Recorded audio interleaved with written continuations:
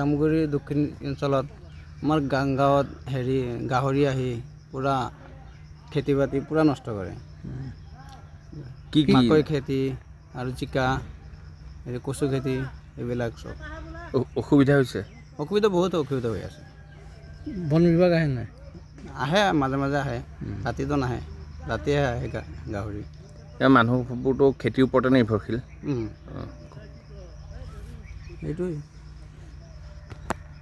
আমাৰ ইয়াত গাহৰি আহি 3টা মানুহ দুখ দিছে, পেটা মানুহ পেট ফালি দিছে আৰু খেতি মাটি নষ্ট কৰে, বহুত নষ্ট কৰে। কি কি খেতি?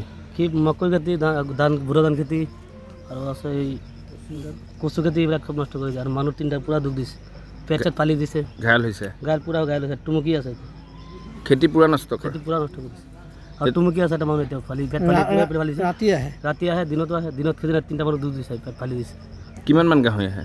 গাহৰি আহে 3টা 4টা 5টা এনেকুৱা আহে। বনৰীয়া গাহৰি? বনৰীয়া গাহৰি বহুত ডাঙৰ ডাঙৰ, ইমান মস্ত মস্ত গাহৰি।